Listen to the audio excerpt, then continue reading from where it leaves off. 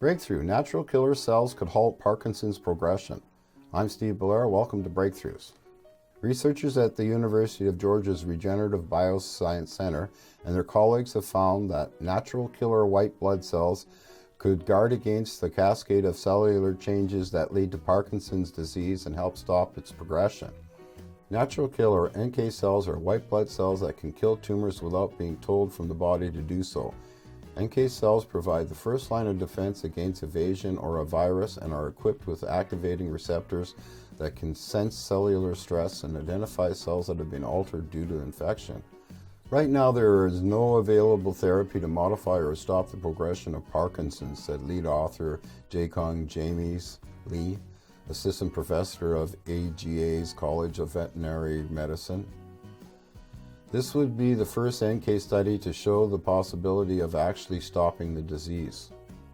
Appearing in the current issue of Proceedings of the National Academy of Sciences, the new study highlights that NK cells act not only as an efficient scavengers that attack an intruder, but may be critical for regulating and restraining inflammation of brain tissue and protein clumping, hallmarks of Parkinson's and other neurodegenerative disorders.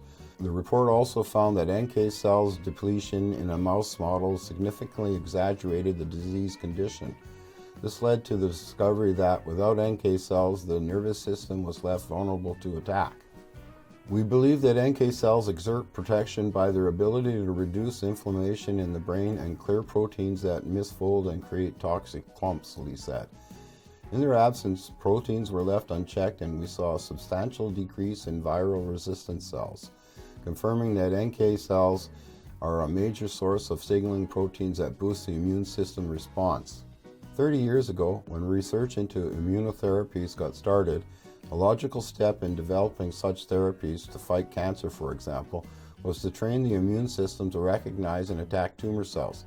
Today, this idea has successfully moved from the lab to the clinic.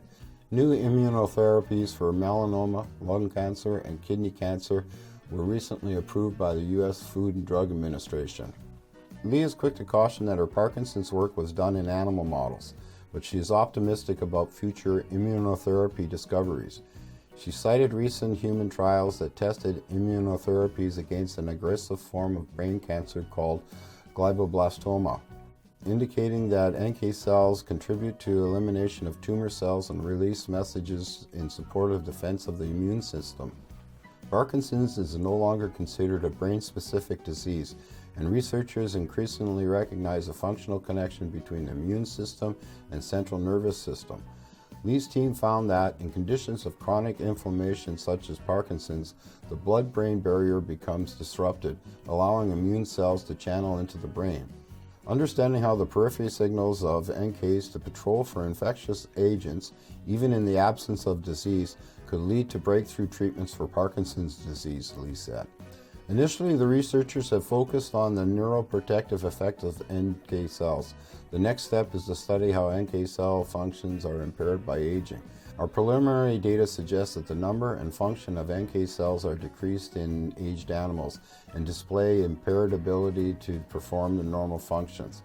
We would like to look deeper at age-related changes associated with NK cell biology and wider implications for the health and well-being of older adults. Wow, that's pretty cool.